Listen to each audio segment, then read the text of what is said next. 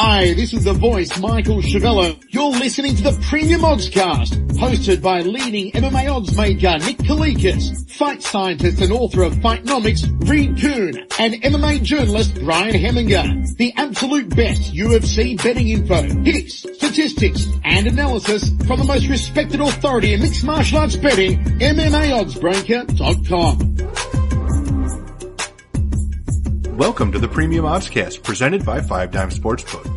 I'm Brian Hemminger, joined today by leading mixed martial arts oddsmaker Nick Kalikas to break down this Saturday's UFC 220 event, which takes place in Boston, Massachusetts. If you're unfamiliar with our format, Nick and I will break down the fight card from top to bottom, providing extensive analysis and a pick for each fight after doing our film study for the event. Looking back at our last event, we lost 2 units for UFC Fight Night 124 after going 0-1 on our premium bets, although we did win our 1-unit free bet on Jessica I. Back to the present, UFC 220 features an 11-fight card in total and will be aired on UFC Fight Pass, Fox Sports 1, and pay-per-view this Saturday night. Let's dive right in. Now, kicking things off on Fight Pass is a lightweight contest between Islam Makhachev, who is 14-1, and Gleison Tibau, who is 41-11. Now, Nick, where did you open this fight, and how has the public shifted things so far? Up in Makhachev, minus 270, the comeback on Tibau at plus 190. Right now, looking over 5 Dimes, our sponsored sportsbook. It is Makhachev minus 240, the comeback on Tibau is at plus 200. So line margins have tightened up a little bit, and there is two-way action coming into this fight overall. It's a good fight. I mean, back in his day, in his prime, Tibau would be more than game, I think, and more than ready to pull off this upset over Makhachev. But the problem with Tibau is obviously he's had some time off. I mean, he's been out since his controversial submission win over Trujillo, and USADA got him basically since then. So, I mean, you know, not a surprise to, I think, a lot of us, because we've seen, you know, Tibau's physique through the years and his strength, and, you know, so I'm not surprised. But if he's cleaned up his act and he comes back with the layoff, and he's 34 years old now, and again, that's not really that old, but at the same time, in fight years and all the wars and everything and all the high level competition that Tibau has been in, he's way beyond that in fight years. So he's not a normal 34-year-old. So there's a lot of question marks to be said about Tibau coming back into this fight. And he's facing a prospect, age 26 in Makhachev, that's only going to get better. And, you know, they have a similar style. You know, I mean, both these guys are known for their ground game, their grappling, their wrestling, even though Tibau has definitely improved his striking along the way through the years. I mean, his striking was always a threat, especially, you know, up to now. I mean, his boxing, his power is a little bit underrated. His striking game's definitely developed pretty well. Makhachev's coming around a little bit in that department as well. He's improving his stand-up game, but both these guys are grinders. Tibau has excellent takedown defense. He always has.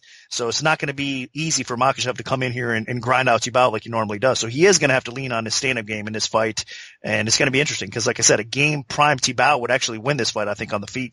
But right now, I do favor Makhachev in this spot. I think he could do a little bit more damage and possibly hurt Tibau. I mean, Tibau hasn't really been performing the greatest even before his bust as of late either. So I think this is a prime time for Makhachev to come in here and pick up a solid quality win, and he could possibly do it by stoppage. But even if he doesn't get the stoppage along the way, I think he still does enough to win 2 out of 3 rounds, even if it's competitive. So I question Tibau more than anything else. And again, the matchup, we all know what it's for as far as UFC is concerned. I mean, there's no doubt that they want Makhachev to get a very high quality win in a guy like Tibau and move up that ladder, because I don't think marketing wise, there's no reason that they would like Tibau to come ahead and, get back in on the winning track and kind of push him towards his title shot. So I think it's complete opposite. It's definitely a lot better if Makhachev wins this fight for the UFC, and they matched it accordingly. I mean, it's a good time for him to have this fight. So the pick is Makhachev. I think it makes sense. But I hope at least Tibau is game and he shows up in his competitiveness fight. I think he might. But the pick has to be Makhachev in this spot. And I completely understand the Makhachev pick. I mean, Makhachev literally just faced 2 very competent wrestlers in Nick Lentz and Chris Wade, and he out-grappled them and dominated them for the most part to win very one-sided decisions. And now he's facing another guy in Gleison Tibau, who is a very strong wrestler and grappler. So it'll be extremely interesting to see if Makhachev can utilize that same game plan, because Gleison Tibau, he has some of the best takedown defense in the history of the UFC. You got to remember, this is the one guy that Khabib Nurmagomedov couldn't take down. Now, granted, this was way earlier in Magomedov's UFC career. It was one of his first fights in the UFC. And he basically just spent the whole fight trying to take Tebow down along the fence, and he just couldn't do it. Ended up winning a close decision that could have gone either way. Now, here, Makhachev, I would say he might want to showcase his striking a little bit more if the wrestling isn't working or the ground game isn't working. But Tebow is a competent striker. He's not an amazing striker, but he has decent enough technical boxing. He doesn't have the best chin. And the biggest concern with Tebow, obviously, is that he hasn't fought since November of 2015, I think. I mean, it's been a while.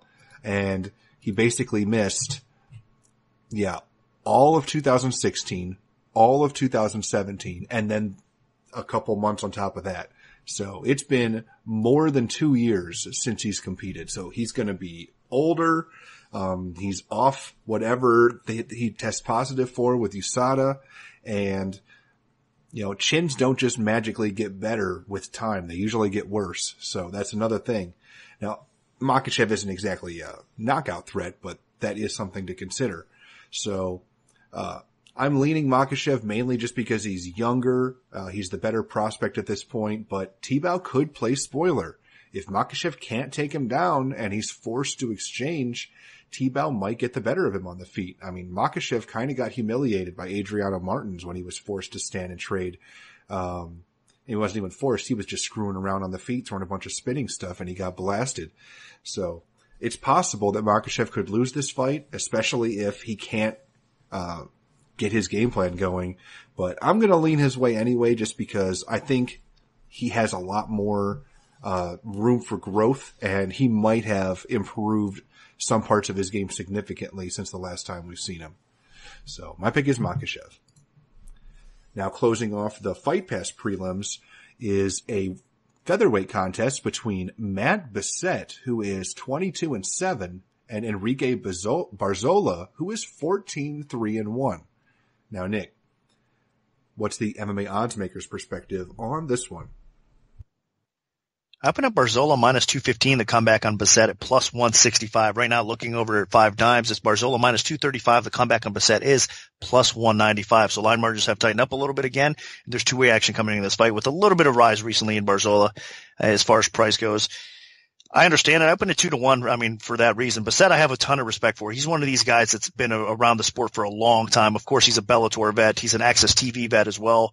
The guy has all sorts of skill, all sorts of heart, all sorts of toughness. I mean, he deserves his shot in the UFC. He's been putting in the work, and he's good, man. I tell you what, he's going to win a lot of fights, I think, in the featherweight division. Or, at least have his spots to be able to win a few fights. I mean, the featherweight division is stacked, so I shouldn't say he's going to have an easy run or anything like that, but this fight's going to be difficult for him. I mean, it's not going to be a easy short notice step-in fight for Bessette here. Barzola's only getting better. I mean, he's the type of guy that he hasn't been around the sport for a long time. I mean, he's getting, I think he's getting a lot of real-time experience now in the UFC. He obviously before the UFC he's had a decent little background, but I mean, since his time on the Ultimate Fighter for Barzola and now his UFC stint here, his fight game is getting better fight by fight. You can tell the improvements he's making. Of course, he's training with American Top Team now as well. So there's all sorts of things to like about Barzola's game, and I expect it to even look better this fight. So that's why it's a difficult matchup for Bessette. I actually think Bessette is probably the more well-versed mixed martial artist overall. I mean, because the guy has a pretty good stand-up game. I think the guy has decent wrestling, probably underrated wrestling actually, and he's got great jiu-jitsu. So he is the complete package, and he's capable of finishing you on the feet with his strikes. He's capable of finishing you by submission on the ground as well, or he can grind you out and win on the scorecards. I mean, so Bessette is a tough out. But the problem is, I mean, I think it's fresh in people's minds too. The Hollowball loss that he just had on Dana White's Contender Series. I mean, he got blown out. I was surprised, honestly, I wasn't surprised that Hollowball beat him, but I was surprised to the extent that Hollowball beat him, honestly. So that's not a good look, especially as, Bessette's been another one of these guys that's been around the sport, like I said, for a while. He's 33 years old. So in fight years, he is beyond that a little bit as well. So, that chin's not going to get any better. And Barzola, even though he's not really known for his striking, it is getting better, and he does have a little bit of power. So that's a concern for me a little bit because Bessette is hittable, and, he has been absorbing that punishment and getting rocked from time to time in his fights recently as well. So that's something to definitely keep an eye on. The other thing in this fight, stylistically, that I think is kind of a bad matchup for Bessette is also Barzola getting the fight to the ground. I mean, we all know Barzola is a really good grinder. He's capable of out-wrestling a lot of his opponents. And I think his submission defense is good enough to avoid what Bissett's going to throw up off his back. So I just think stylistically it is a tough matchup for him. And, and again, it's a shame because I know Bissett can win some fights, in the featherweight division. I just think this is a tough one for him to come in and on short notice. I mean, coming off of an injury, the time off, his performance last time on the show. I know he's going to be motivated. And I mean, mentally, he's definitely going to be game. He's a professional. He's, like I said, there's a lot to like about him, but unfortunately for him, I think this fight is a tough one and I'm going to pick Barzola to win. So that's the way I'm going to pick it. Yeah, you can't think about Matt Bissett without watching that debut. There aren't a lot of guys that get an opportunity in the UFC after losing in the first round on their tryout, but that's what happened with Bissett. He got absolutely blasted by Kurt Holloway. That fight was not even very competitive, which was shocking to me because he was on a really nice win streak. He had defended the CES title for multiple times. I mean, he looked like a solid prospect, and then he went into that show and his defense just wasn't there. I mean, yeah, he's got power. He looks for the knockout and he's dangerous on the feet, but defensively he is just gaping holes and he's very hittable. Now, good for him is that Enrique Barzola doesn't have the most knockout power. Don't sleep on Enrique Barzola. His striking has come a very long way since he appeared on The Ultimate Fighter Latin America 2 and won that when he was focused a little bit more on his wrestling back then. But that's what makes Barzola dangerous is he has good instincts on the feet, and then he can, if anything happens, he can always fall back on a very strong wrestling and ground game. So Enrique Barzola is a solid prospect in the UFC featherweight division. And honestly, he should be on about a 4-fight winning streak if he hadn't been completely hosed in a decision earlier. So I think while Bissett is dangerous and has some power, the fact that he's so hittable, it's going to leave openings for Barzola that I think he can take advantage of. And if all else fails, Barzola should be able to get top position on the ground as well. So I got to lean Barzola here. I just think he's the better overall fighter. He can mix it up more. And Bissett just doesn't have the defense to hang with solid veterans in the UFC. And I think Barzola is a solid featherweight veteran at this point. Now, sticking with the featherweight division, we have Dan Ige, who is 8-1, taking on Julio Arce, who is 13-2. Now, Nick, where did you open this fight, and how has the public shifted things so far? Up in Arce minus 150, the comeback and Ige plus 110. Looking over 5 times right now, it's Arce minus 150. The comeback on Ige is plus 130. So another spot where line margins have tightened up and there's two-way action coming into this fight. It's a tough one. I mean, you have Dana White Contender Series vets here again going at it, but these two did shine on the show. I mean, they looked great, picked up very impressive wins, and I'm glad that they're getting their spot here on this card. Ige was supposed to fight originally Charles Rosa. Rosa backed out with an injury, so it opened the door for Arce to step in here on short notice and fight very game Ige. So this is going to be a great fight. I mean, I'm split on this fight. I've been going back and forth a little bit because I like what I see in Arce's game. He's getting better. I think he has an advantage standing up in this fight. Obviously, his boxing skill is impressive. I mean, there's not much more to say. He's getting better. He's developing his ground game. He's got decent takedown defense. He's got a pretty complete skill set. I mean, it's highlighted by his boxing, though, in his striking. There's no doubt about that.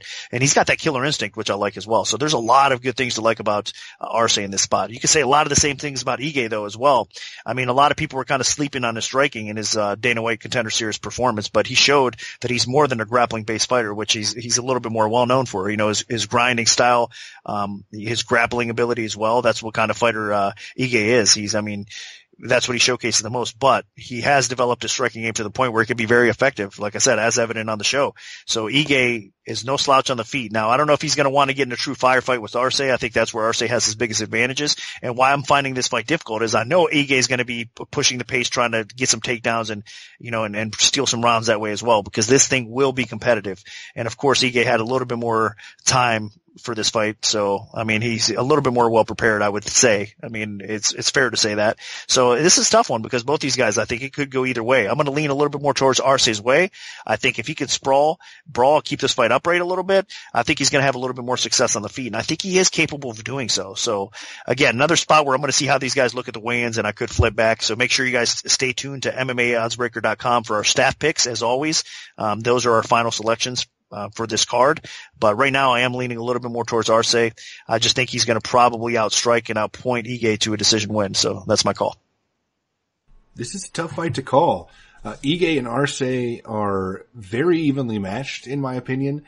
Both guys looked extremely solid on their Dana White's Tuesday Night Contender Series performances, winning pretty one-sided stoppage victories, although Arce, I would say, is the more competent striker of the two, but Ige is a little bit more well-rounded with a bigger focus on the ground game. That being said, in Ige's fight, he was able to hurt his opponent on the feet, even drop him at one point, before eventually just wearing them down and getting a third-round submission. Arce, on the other hand, he was a little bit more methodical, kind of figuring out his opponent. And then once he got the timing down, I mean, he just unloaded with combinations until the ref stopped the fight. So, both guys are very competent fighters. Arce trains out of Tiger Schulman's, which is a very good gym and has developed some excellent fighters in the UFC, including another one we'll be seeing later on this card. So, that's a great environment for him. But Ige, I really think that he presents some tools that could give Arce a tough time. You gotta remember also, Arce is stepping in on short notice for Charles Rosa. He's only had less than a month to prepare for this. Granted, that's not like a week or anything, but so it's a little bit of time, but that is something to consider. Ige, I think if he can get takedowns and focus on his ground game and stand long enough to set up takedowns, then Ige should be able to pull this out. But if it stays standing, I think Arce will probably win all the way. So it just really boils down to who can dictate their own effective strategy. But when you have a fighter that's a little bit more well-rounded, I kind of usually lean their way. And I think Dan Ige is going to be able to get the takedowns, and I think he'll be able to get the win. So my pick is Ige. Now dropping down to the flyweight division, we have Dustin Ortiz, who is 17-7, taking on Alexander Pantoja, who is 18-2. Now, Nick, what's the MMA odds maker's perspective on this one? I put Pantoja minus 150 to come back in Ortiz at plus 110. Right now looking for 5 dimes is Pantoja minus 140 to come back on Ortiz is at plus 120. So again, another spot where two-way action's coming in. Early on though, there was a little bit more action on Pantoja. Now we're getting a little bit sharper action coming back in on Ortiz as well, and the line's starting to drop. So there is two-way action in this fight, and it'll continue to be. I mean, Pantoja is one of those guys that, of course, a lot of I think, the MMA betting community, a lot of, maybe the newer fans of the sport. This guy is one of those guys that was the number 1 seed on the Ultimate Fighter, tournament to see who gets a shot at Demetrius Johnson, which ultimately Tim Elliott ended up winning. But I mean, this guy, that's how highly touted he was. A lot of people thought that this guy would be a legit contender. And, he has a skill set. I mean, he probably will eventually get a title shot in this weight class as well. If he keeps his, his improvements going on and his role going here, and that counts. In this spot here against Ortiz. It's a very difficult fight, but it goes a long way. If you could beat Ortiz, that gets you one step closer to, potential title shot. If a couple more wins, he probably gets it. So Pantoja has some skill everywhere. I mean, he's well-rounded. He's dangerous. He's a finisher. He can knock you out on the feet. Again, he's another guy that's capable of subbing you on the ground as well. He's got some underrated wrestling. But he does have some flaws. And, at times he puts his foot on the gas so much. He's so aggressive at times that he leaves himself open for, susceptible to getting taken down. He can get out grappled in some spots as well. His strike defense at times isn't the greatest. I mean, he's hittable. So there's some flaws to his game that he's definitely got to tighten up, especially defensively. But offensively, man, the guy's definitely a threat. Ortiz, on the other hand, he's been a little bit more consistent. He's been a little bit more solid. We know what we're getting from him. I mean, he's faced, some great competition along the way so far in the UFC. He's a true UFC vet.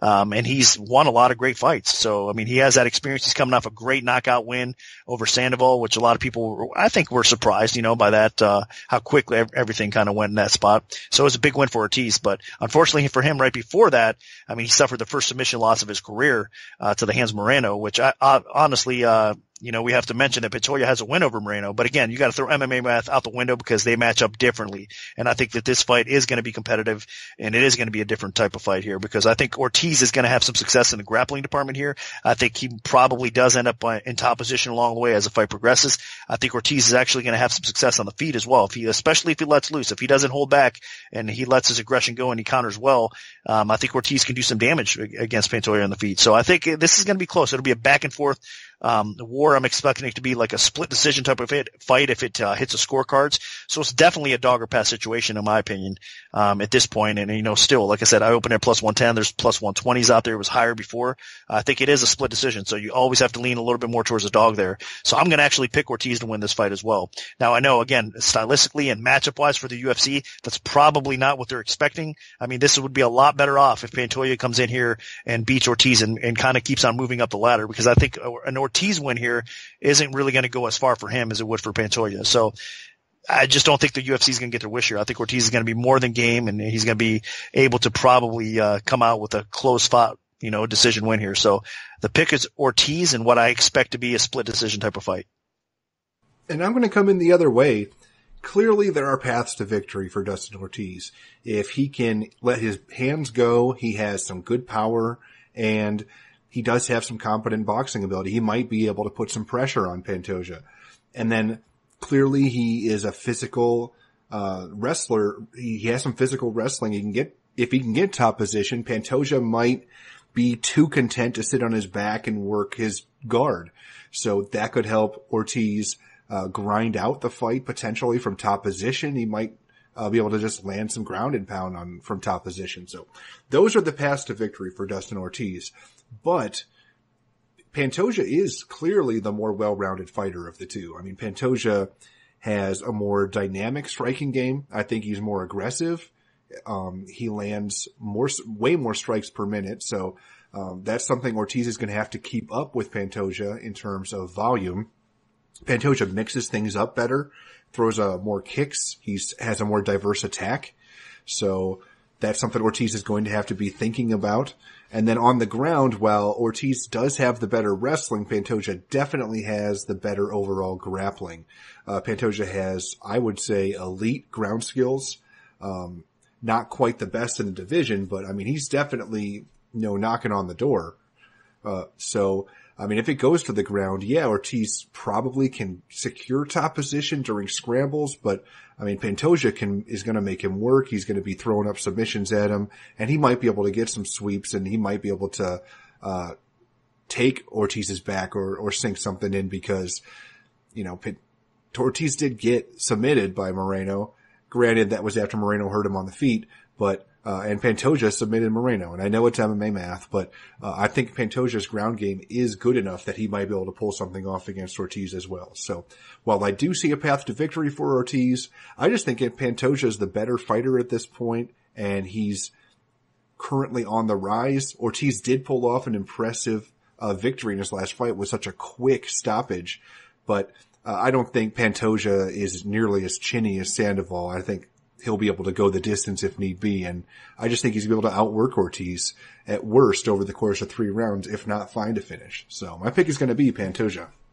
Now moving up to the welterweight division, we have a rematch of Sabah Homasi, who is 11-7, and Abdul Razak Al Hassan, who is 8-1. Now, Nick, where did you open this fight, and how has the public shifted things so far? I opened Al Hassan minus 315 to come back on Homasi at plus 235. And to my surprise, a little bit. I mean, everybody came in Homasi's way a little bit as the dog price dropped. Right now it's minus 220 for Al Hassan, and the comeback on Homasi plus 180. And I'm saying that because I figured a lot of people would say, the writing's on the wall. Al Hassan kind of knocked him out. It was controversial, but still, blah, blah, blah. But I think a lot of people did do their homework and watch the fight and realize Homasi was actually doing better than most people thought they would in that fight. Because again, the action was on Al Hassan the first time as well. Not a lot of respect coming in towards Homasi until now. So I'm glad to see it. I mean, Homasi is a very underrated, dangerous fighter in his own right. I mean, the guy definitely, On the feet, he could catch you, he could clip you, he could put you out. So Al-Hassan has to be careful in this spot. Obviously, Homasi trains at a good camp as well. So, I mean, there's a lot to like about him, and especially at a dog price. So it was definitely a dog or pass situation. And so those of you guys that got a good plus number out there, congrats. I think you probably made the right move. But without all being said, I still do trust Al-Hassan's chin a little bit better. I mean, Homasi does get rocked often. He's got 4 knockout losses. Al-Hassan is a beast on the feet. I mean, he does have a lot of power, especially early on in a fight.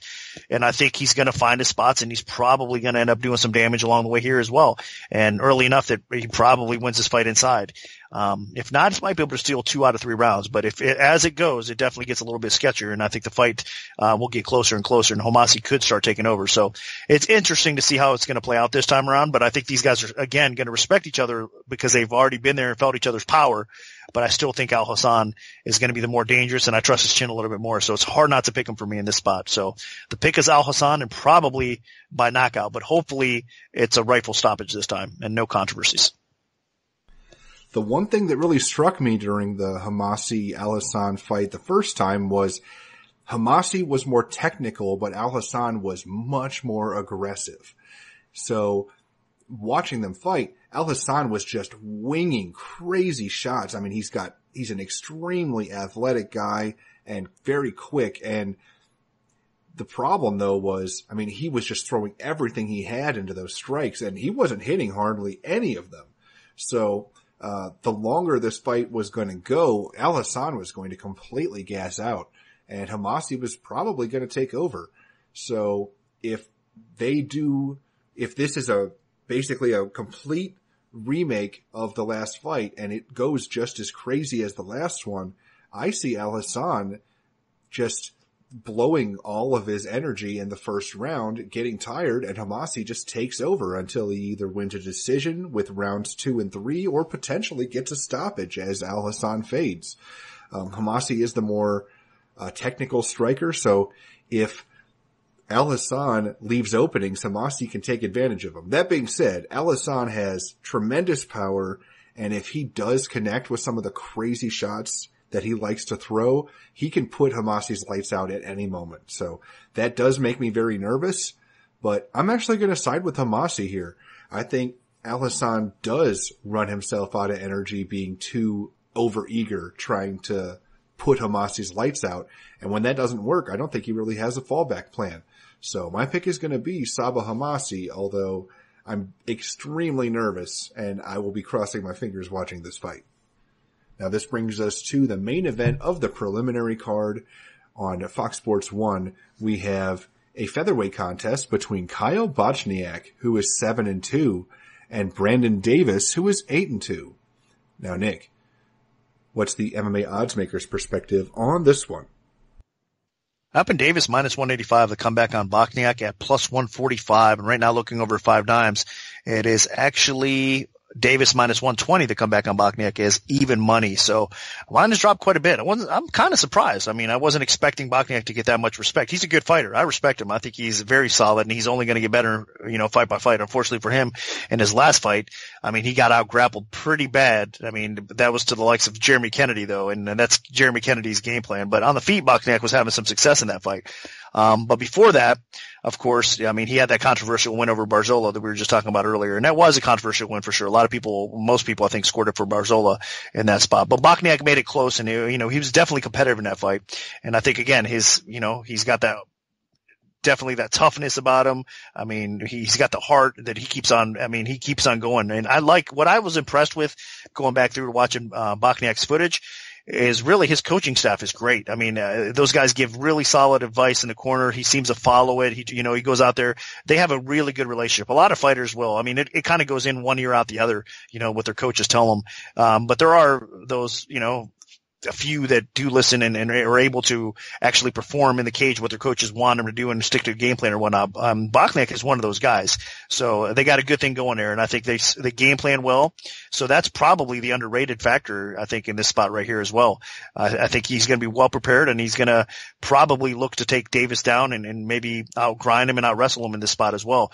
Now, on the feet, I think he can be competitive, but Davis is impressive, man. I'll tell you what, he's an aggressive striker with some wrestling and ground skill to go along with it. it, but he's the type of guy that on the feet, he pushes a very high pace. He stalks you, goes forward, looks to drop bombs. He throws nice combinations. And again, I should mention he was a Dana White Contender Series winner.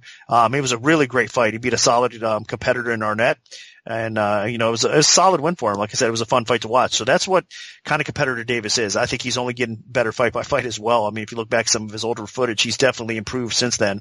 So this is going to be a firefight. It's going to be a good fight to watch, a fight of the night candidate for sure. I think what's going to happen here is Davis is going to be able to stuff some takedowns, and he's going to be the aggressor on the feet, and he's going to land a little bit more damage. So, I do think Davis does have a slight lead. So I don't necessarily agree with all the action that came in on the dog here. I'm expecting a close competitive fight because, again, Bochniak has no quit in him. And as the fight progresses, if he can steal some takedowns, it will get interesting. But I think overall, it's Davis's striking ability that's going to win him this fight. So that's why I'm going to lean his way. So the pick is Davis to win in what should be a pretty good fight.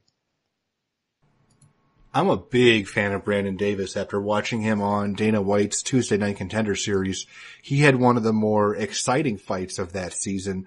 Now, he didn't get a finish, but from watching him fight, I mean, he would have finished a lot of people, but his opponent was just almost too tough for his own good. Davis is the type of guy that just puts up ridiculous volume when he fights. I mean, you hear about guys that are one and done type fighters. They just throw one strike and reset and throw another big strike and reset. That is the complete opposite of Brandon Davis. I mean, he throws 7 strikes and then resets. And he doesn't just throw 7 punches. I mean, it is punch followed by, it's basically like jab, uppercut, elbow, knee, head kick. I mean, in combination. I mean, this guy practices crazy combinations and then he pulls them off in fights. And, I mean, he's really fun to watch. So this is a guy that I'm very excited about. And the UFC's matched him up against somebody that probably is going to stand and trade with him. So Bochniak is not nearly as active as Davis, but he does have power and he does have a lot of heart. So if Bochniak can connect with something really nasty, he could put himself in a good position here. But, I mean, honestly, I just don't think Bochniak's that great. I mean, he should be 0-3 in the UFC. He got a gift decision against Barzola. Literally, if you look up the MMADecisions.com website, Bochniak did not get one media score for him in that fight against Barzola, and somehow he won a split decision. So that's MMA judging for you, though. That would not happen against Brandon Davis. I mean, if they stay standing and nobody's like getting really hurt in the fight, I mean, Davis's pace is just overwhelming. So I just don't think Bochniak's going to be able to keep up. And honestly, the only way I see Bochniak winning this fight is if he does decide to mix things up and try to take this fight to the floor. He has some decent wrestling ability. I mean, he's not amazing. That's not his specialty. I mean, he is primarily a stand-up guy, but that might have to be his fallback plan here, because I just see Brandon Davis being extremely dangerous and active, and I just can't see Bochniak doing enough to sway judges with the way that Davis is going to be throwing heat at him for 3 straight rounds.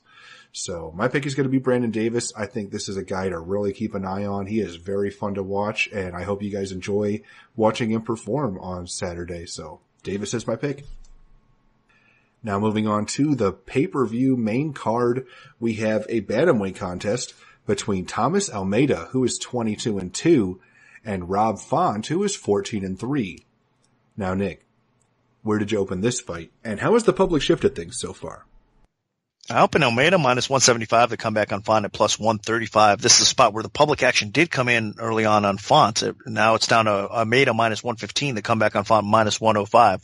I am a little surprised. I mean, I do respect Font. I know the bettors out there do as well, but Almeida is the hype train that a lot of people have always respected. And I'm not disrespecting him by saying hype train, because the guy is legitimately good too. So it's not just all hype with Almeida. I mean, the guy is a heck of a competitor at bantamweight. And if he had, I think, better defense and I think a more solid chin, even though he's got the heart of a warrior, talk about that. I mean, he doesn't give up, so he's not going to quit on you. But I mean, he is flawed defensively, and he gets tagged, and, you know, he's been dropped, he's been rocked. So that's not what you like to see, you know, with Almeida, especially with the skill that he has offensively. So that's what worries me, and that's what it is definitely a concern. I mean, but there's a lot to like about him. I mean, again, his stand-up game is fun to watch. He's aggressive, he's precise. I mean, he's got, you know, crazy I mean, it doesn't seem like he's going to have that big power, and he does. I mean, he just has that awesome knockout power. And again, talk about killer instinct. I mean, he's got it. He's got good takedown defense as well. So, and he's only 26 years old. The kid's going to get better and better. And I mean, he's faced high level competition already. So, you know, sky's the limit for him, really. And I think this is, if he can win against Font, then this is another stepping stone towards, you know, possibly rebounding and getting on track for another, you know, title run here for Almeida. Cause I know he's the type of guy that the UFC would definitely like to push in that direction if he gets his defensive issues straightened out. So Font, on the other hand, man, there's a lot to like about him too. He's a well-rounded fighter, underrated game. I think in his wrestling, I think he's got an underrated sub game to go along with it, but he knocks people out. That's generally what he does. And that's what people, respect him and know him for. Now, my concern with Font is that, I mean, if you look back, especially at the Lineker fight, I understand that Font is, you know, I mean, recently he suffered a defeat. He lost to Munoz, in that fight by choke. That was a beautiful choke, by the way, for Munoz. But I mean, the concern for me is actually a few fights before that when he fought Lineker, and he was just not his usual self. I mean, he kind of, I don't know. It looked like he was fighting scared. I mean, he wasn't, you know, letting his hands go. He was backing up. He just let Lineker dictate that complete pace of that fight. So I wasn't expecting that for Font. And against aggressive strikers, he tends to do that at times. And maybe Almeida is the type of fighter that's going to do it to him as well. So that is my concern a little bit with Font, is will he kind of backpedal and kind of get a little timid, because when he lets his hands go, he could do some damage.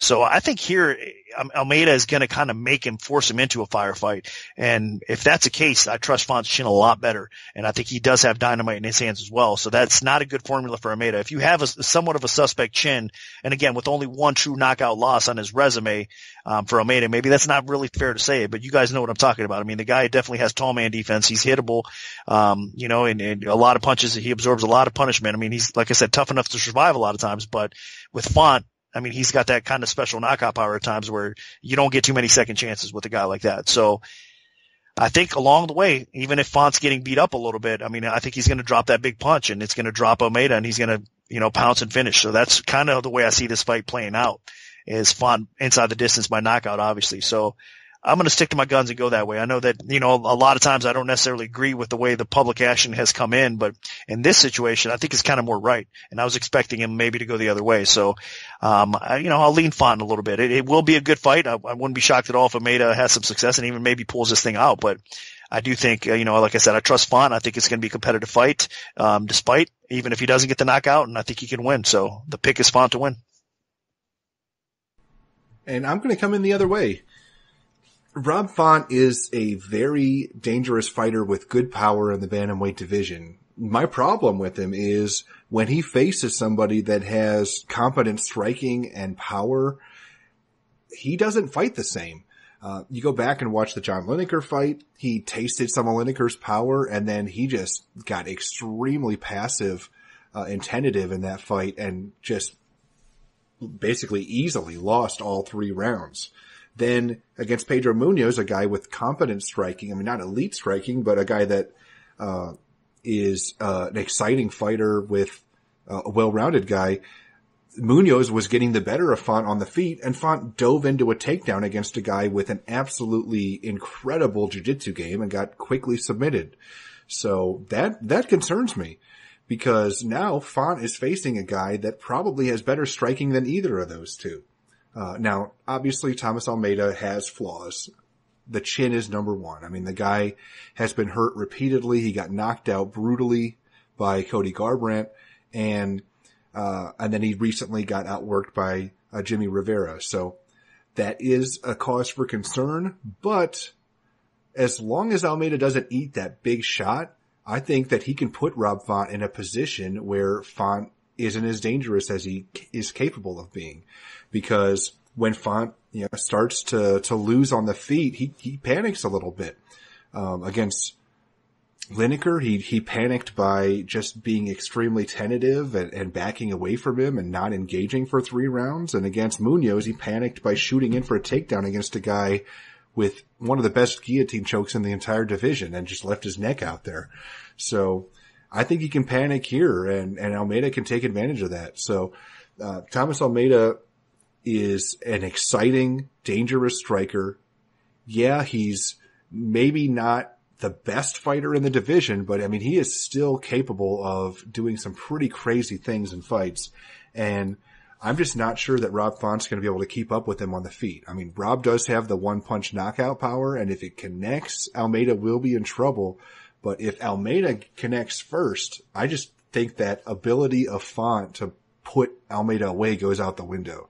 So I'm going to side with Thomas Almeida here. I think he just outworks Font, potentially over the course of 3 rounds, because Font will just not be as willing to engage once he starts to taste Almeida's striking. So my pick's going to be Thomas Almeida. Now moving all the way up to the light heavyweight division, we have John Vellante, who is 15-8, taking on Francimar Barroso, who is 19-5 with 1 no contest. Now, Nick, what's the MMA odds makers' perspective on this one? Up in Vellante, minus 215, the comeback on Barroso, plus 165. And right now, looking over 5 dimes, it is currently Vellante minus 170. The comeback on Barroso is at plus 150. So line margins have tightened up a little bit, and there is a little bit more actually coming in the dog's way. Man, Vellante, I'll tell you what, it's so tough, difficult setting lines on this guy from time to time because he's got all the talent in the world, all the potential in the world. Where he did, it's just he's such a letdown. I mean, he's got good takedown defense, he's got power on the feet, trains at a good camp.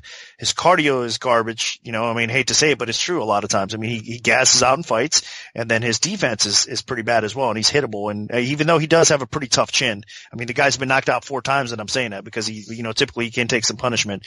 But I mean, it's just, he's a front runner. And if he doesn't get the job done early on, then a lot of times, I mean, he'll fade as a fight goes on, and that's what's going to open some opportunities up for Barroso in this spot here as well. I think that there's a good chance that, I mean, as the fight progresses, Vellante can blow this thing again if you don't get Barroso out of there early. Barroso's pretty tough. I mean, again, he's been knocked out a few times as well, but he's facing pretty decent competition.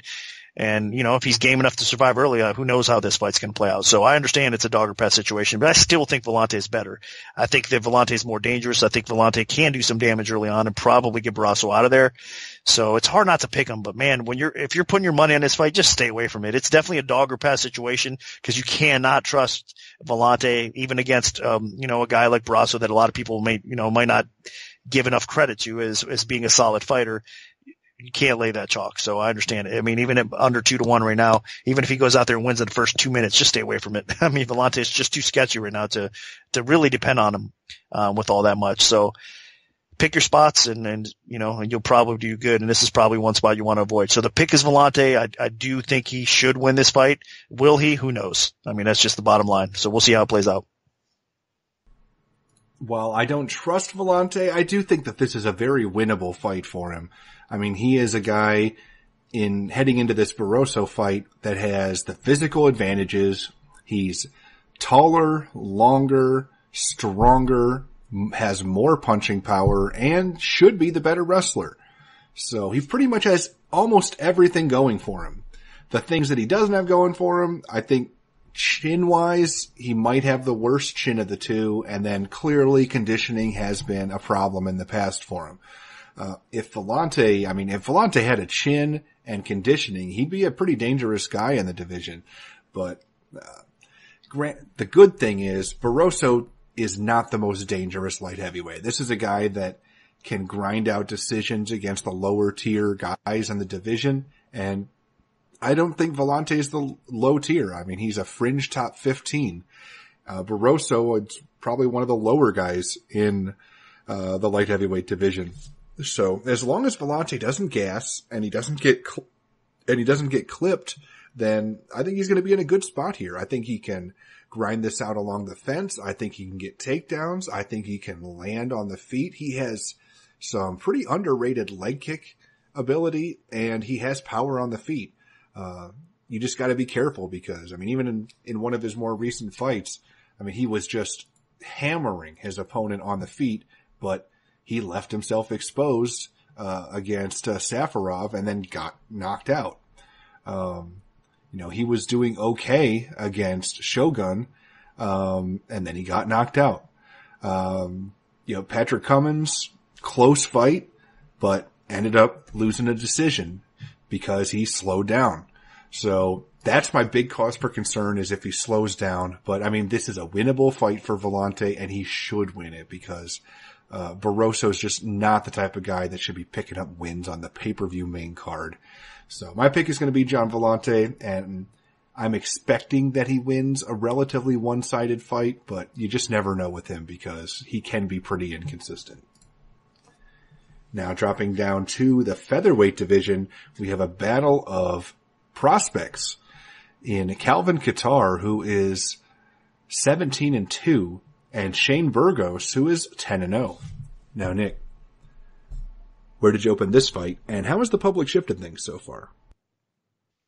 Up in Burgos minus 265, the comeback in Kattar at plus 185. The early action was all one way in Kattar. The line dropped all the way down to 130-ish or so, minus 130-ish. Right now, it's climbed back up for Burgos. It's currently Burgos minus 185. The comeback in Kattar is plus 160. So I think it's a little bit more realistic where it is now than what I opened it and where it went down to. I mean, I honestly thought with Burgos getting so much respect, I mean, he's kind of the guy to watch out for at 145 pounds. He's been nothing but impressive. He's got really good takedown defense with knockout power, with some ability, to wrestle if he needs to as well. He is a guy that can definitely make a title run.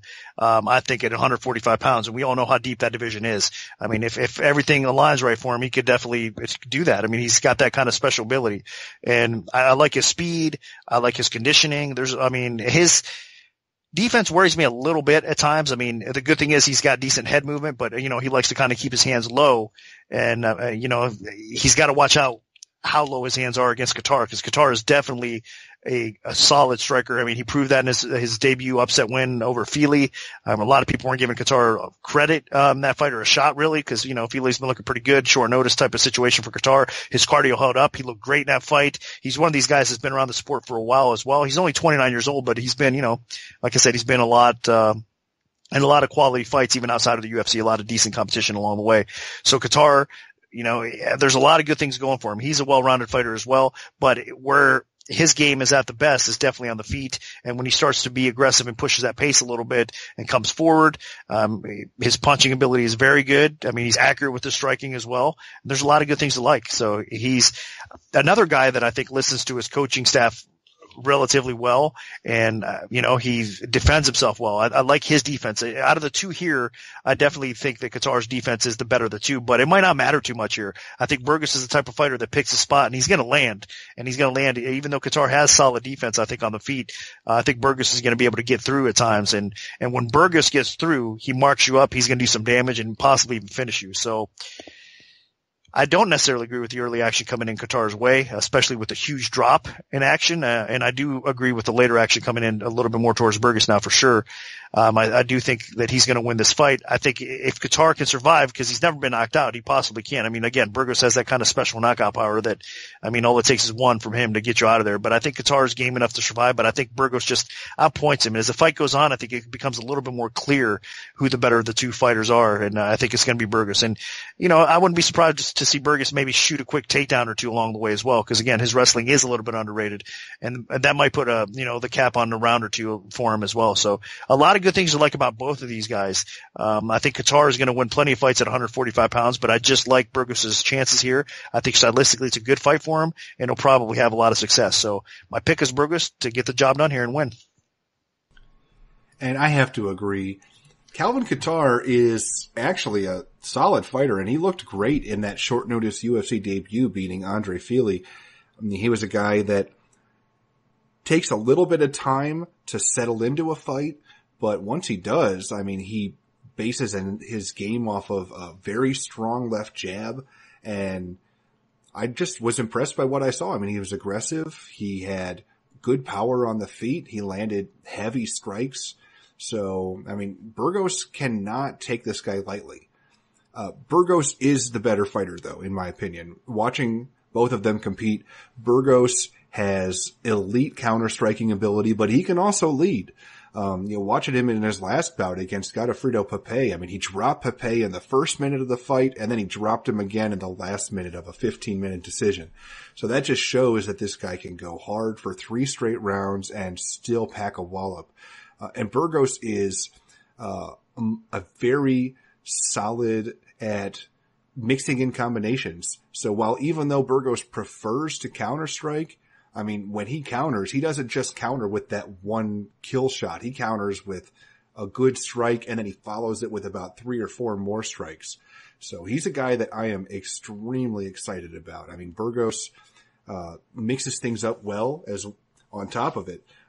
While he's not quite as dynamic and crazy as somebody like Brandon Davis, Burgos mixes things up with his hands really well, his targets. I mean, he doesn't just headhunt. He throws to the head. He throws to the body. I mean, he just changes levels. He feints. I mean, he's tough to get a read on. And I can see Calvin Kattar having a lot of problems trying to find good moments to counterstrike, because Burgos is such a seasoned striker. I mean, this is a guy that I think deserves to be in the top 15, and I expect him to be in the top 15 after people get to watch him on this main card for UFC 220. So while Calvin Kattar is a fighter that I like, I love watching Shane Burgos fight, and I think that this is a good matchup for him. And Burgos, his activity, his dynamic ability to strike, and having some pretty above average defense despite at times dropping his hands to kind of goad his opponent into exchanging, is something worth getting excited about. So Shane Burgos is going to be my pick. Now moving on to the co-main event of the evening, we have a UFC light heavyweight title fight between champion Daniel Cormier, who is 19-1 with 1 no contest, and challenger Volkan Ozdemir, who is 15-1. Now, Nick, what's the MMA odds makers' perspective on this one? Happened Cormier minus 380, the comeback on Ozdemir at plus 260. Right now, looking over 5 dimes, it's Cormier minus 330, the comeback on Ozdemir is 270, plus 270. So line margins have tightened up. Despite the drop in favorite price, still a better comeback on the dog here as well. So there is two-way action on this fight. And I figured it would be. It's hard, again, I mean, setting lines for these legendary type of fighters, and I'm considering Cormier a legendary type of fighter because, man, outside of John Jones, I mean, the guy has been just amazing in his UFC career between, you know, his Strikeforce days at heavyweight, all that stuff. I mean, he's had a heck of a run in his 20 career fights thus far, and I mean, he's going to go down as definitely one of the best light heavyweights, maybe even one of the better heavyweights, you know, of all time. I mean, that's how skilled this guy is. His wrestling, of course. I mean, just his awareness, his game planning, everything about Cormier, man. It's hard not to like him. And he's even improved his stand-up game as well. So there's all sorts of good stuff about him. But hey, I'll tell you what, Ozdemir, man, he's been a cash machine for me. I'll tell you what, I had him against OSP, Sirkunov, and Manoa. So he's cashed as a dog in every one of those fights. And he's just underrated. A lot of people think that, you know, hey, he's that guy that lost to, you know, that guy in Bellator that, you know, got him down and was able to submit him. What a can Ozdemir is. Well, you know what? That fight was back, I believe, over 3 years ago, almost 4 years ago or whatnot. In 2014, Ozdemir has put the time and he's gotten better. I'm not saying he's going to be able to stifle Cormier's wrestling because not many people can. So make no mistake about that. And again, I said I cashed some tickets on him before. Well, this is a whole nother level he's dealing with here in Cormier. And I know that, but I mean, it's a definitely still a dog or pass situation in this matchup as well, because I think obviously Ozdemir knows the game plan here for DC. DC striking is not bad, but he's not going to want to stand and bang with Ozdemir. Ozdemir will put DC out. I know he's got a good chin. He was able to absorb that punishment from Anthony Johnson. I still don't know how, honestly. I mean, that's what kind of granite chin he is. And of course, you know, that John Jones fight that he had last, I mean, Jones was able to finish him, but that was crazy. I mean, that, you know, beautiful kick that Jones landed, it just, you know, it happens from time to time. So here, Ozdemir does have special knockout power, that type of knockout power that is severely underrated. I mean, look at his fight with Sirkunov. It didn't look like much, and man, the guy just, you know, put him down as well. He just puts people down. That's what he does. So if he stands up, if Cormier stands with Ozdemir, Cormier, I think, will get knocked out. He's 38 years old. This is the thing with Cormier. I'm not saying he's on a big decline, but he's not getting any younger. And now he has absorbed some decent punishment, you know, through his career in the UFC as well.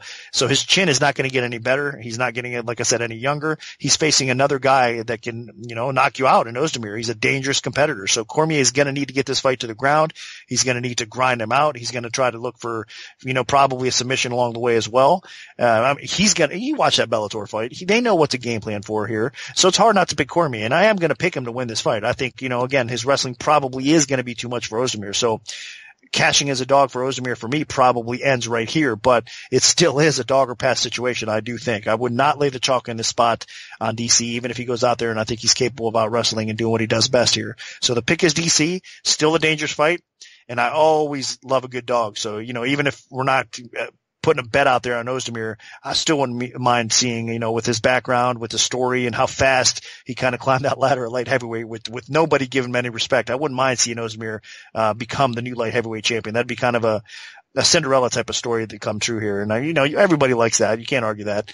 Of course, the people that lay the chalk on DC probably won't like that, but that's a different, another time for that. But I guess, so this should be a pretty interesting fight. I mean, styles make fights, so it's wrestler versus striker, a throwback type of situation, and the wrestler probably comes ahead. So the pick is DC, but I just hope it's a good fight. I hope it's not a quick finish unless we see a highlight type of real knockout, but we'll see. We'll see how it plays out. Personally, I don't think this fight will be that good. I mean, Volkan Ozdemir has been just tearing through the opposition. I mean, he beat the last two top contenders in a minute combined to earn this title shot after going 3-0 in the UFC last year. But Daniel Cormier has the ability to completely neutralize Ozdemir as well. So with his, Olympic world-class wrestling, we've seen Cormier go to his wrestling. He did it against Anthony Johnson twice. He did it against Dan Henderson. Like, when he faces heavy hitters, guys with an H-bomb like Henderson, with just guys with devastating knockout power like Anthony Johnson, he closes the distance, takes them down, and beats them up, and eventually usually gets a submission finish. And yeah, I know that it was a long time ago, but holy moly, was it a awful performance for Ozdemir when he faced Kelly Anderson in Bellator for Bellator 115. Now, I know it was almost 4 years ago at this point, but I mean, it was a neck crank that he got submitted by. And Kelly Anderson has turned into just pretty much a nobody. Ended up getting submitted by Liam McGeary, and then he's never fought again. And that was 3.5 years ago. So, I don't know. I mean, if it stays standing, Ozdemir could finish this fight quickly on the feet. If it goes to the ground, then I think Ozdemir's in huge, huge trouble. We haven't seen Ozdemir on the ground in the UFC. He faced Ovince St. Preux, and they stood and traded for 3 straight rounds, and he won a decision. And then he knocked out Sirkunov and Menua extremely quickly. So I just don't know what's going to happen when this goes to the ground, other than I expect Cormier to get top position and wail on him a little bit until he can, make an opening and get a submission victory. So, and if it stays standing, Cormier is a solid striker with, some heavy hands, but Ozdemir is the way better reach, way better technical striker, and he has good power and a better chin. So I think Ozdemir would knock him out in the feet. So I've explained how this fight's going to break down plenty long enough already. So I'm going to side with Daniel Cormier. The fact that Ozdemir got submitted by a neck crank is just too much for me. And I think that at some point, Cormier gets this to the floor probably quicker than you expect, and he keeps it there. So my pick is going to be Daniel Cormier. Now moving on to the main event of the evening, the UFC heavyweight title is on the line between champion Stipe Miocic, who is 17-2, and challenger Francis Ngannou, who is 11-1. Now, Nick, where did you open this fight, and how has the public shifted things so far? I opened Ngannou -160 to come back on Stipe at +130. And right now, looking over the line at 5 dimes, it is Ngannou -185. The comeback on Stipe is at +160. So a little bit more action coming in Ngannou's way. There is 2-way action in this fight. I mean, there's some dog action coming back in on Stipe as well. And it should be. I mean, the guy's a champion. A lot of people were surprised that, I still see it every day, on social media or whatever, like, how's Stipe the dog? He's a champion. I mean, it's happened, several times before in the UFC as well. And I knew there's no way, with what Ngannou has accomplished lately and the hype around him and, with the respect he's getting from everybody, there's no way I could open him a dog in this spot. The guy has special knockout power. I mean, talk about a story, he's got, from poverty to where he's at right now, it's another Cinderella type of story. It's amazing what he's accomplished. And I've seen this guy coming. I knew he was going to get an eventual title shot after his second fight. I mean, you just saw the potential and the talent in this guy. So he's a beast, man. I mean, the guy is definitely a special type of fighter, a special heavyweight, very athletic, only getting better fight by fight for sure. His knockout power is something. He's shown capabilities of submitting people as well. We all know that. His takedown defense is getting better. I think he's capable of bouncing back up. Even if he's taken down, it's hard to hold him down. I mean, even that Blades fight, I know Blades had a little bit of success wrestling against Ngannou, but he's gotten better. Obviously he's been drilling that ever since, and he was able to, get back up on his, to his feet in that fight as well. Cause I think a lot of people are going to make the case that Stipe is going to wrestle here, and he might. And, he might have some success doing so. I don't know how long he's going to be able to keep, Ngannou down though. And if he can continue, that pace or whatever for a long time. So I think it does stay up on the feet. I think this is a striker versus striker matchup. I think Stipe is getting disrespected overall. I mean, the guy's a champion for a reason. He's got, talk about heart. The guy has it. He's got toughness. That fight that he had against Overeem, where a lot of people, I think, saw him get blasted and obviously early on in that fight get hurt and then almost finished by Overeem. I mean, let's not forget that was all sorts of pressure in that situation in that fight. I mean, that was a fight that was in his hometown crowd. There was a lot going on for Stipe. I mean, a lot of pressure in that fight.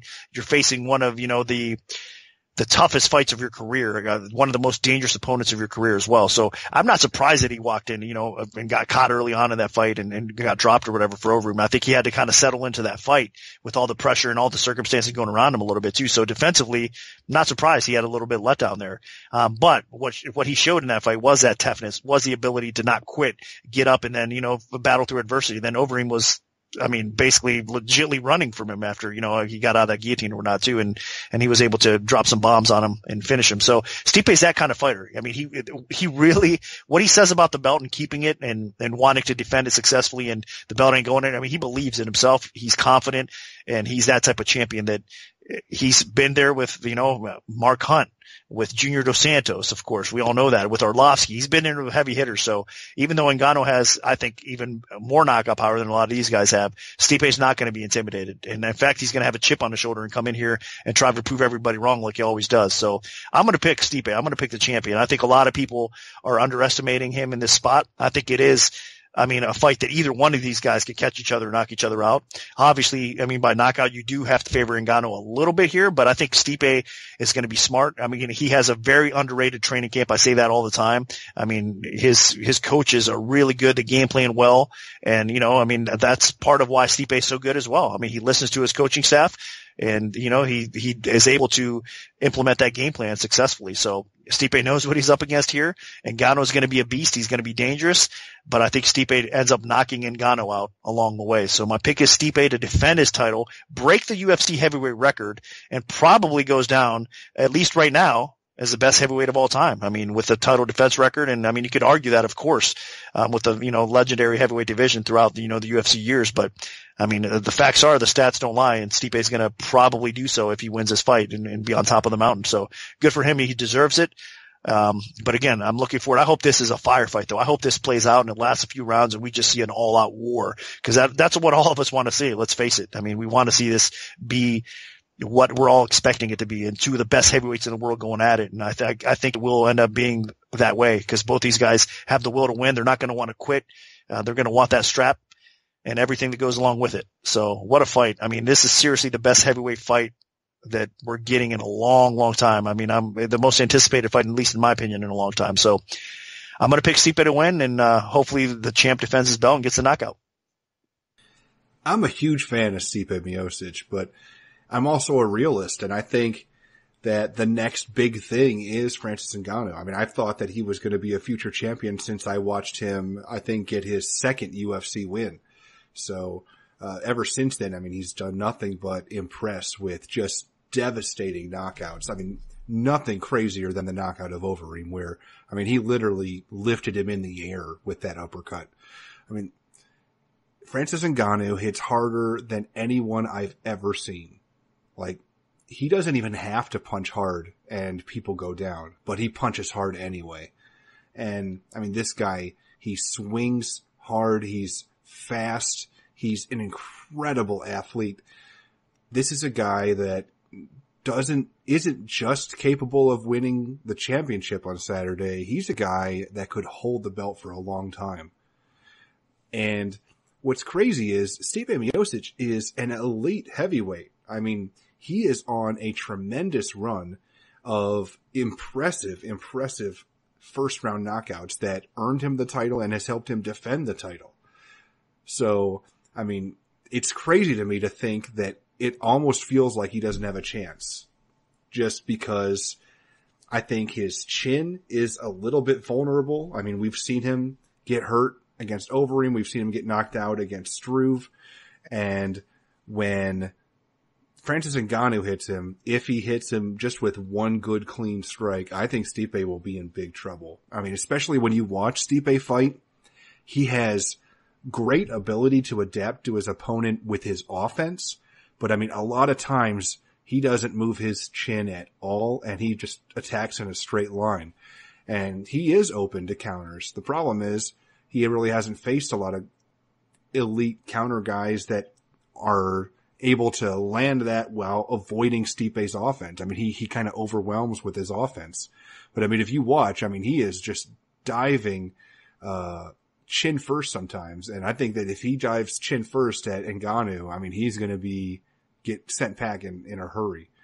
The best path to victory for Stipe is to kind of take away Ngannou's weapon. I mean, you don't want to get hit by a big punch from Ngannou. Close the distance, get in the clinch. I mean, you remember the first time Stipe fought Junior Dos Santos. I mean, maybe he was a little intimidated and Dos Santos was a little bit better at that point in his career, a little less shop worn, but Stipe spent a lot of that fight, along the fence, in the clinch, you know, kind of hugging at, Dos Santos's legs, looking for takedowns, just trying to mix things up and make Dos Santos be concerned about the takedown so that he wasn't as willing to trade on the feet. And then that allowed Stipe to have some success on the feet. And by the second time they fought, Stipe was just so confident. I mean, he just stalked Dos Santos down and put him out. So, I mean, Stipe is a different fighter from that point, but I mean, that is a game plan to think about, because if he can close the distance, even if he doesn't have a lot of success with takedowns, because I think Ngannou is a guy that is going to be very difficult to take down and keep down just because he's such an incredibly strong and powerful and athletic guy. But if you can just make him think about it, then that could leave some openings. And we don't really know what Ngannou's chin is like. We haven't really seen him get hit that hard by anybody. So Stipe has good power. If he can connect and Ngannou feels it, then, you know, we have a fight on our hands. But if he doesn't and Ngannou hits him first, I mean, I think it could be over quick. So I'm rooting for Stipe, but I believe Ngannou is probably going to pull this one out. I just think at some point Stipe is going to walk into something just absolutely nasty, and I don't think he'll be able to recover from it. So my pick is going to be Francis Ngannou. I think he's going to become the new UFC heavyweight champion. So that'll do it for our full event breakdown for UFC 220. Now, our premium bets for the event will be released this Friday following the weigh-in, so stay tuned for that if you're an MMAOddsBreaker premium member. If we have a free play to give out, make sure to follow at MMAObPremium on Twitter, because that's where we'll post them first. We can also notify you of our free bets via email alert if you prefer that method.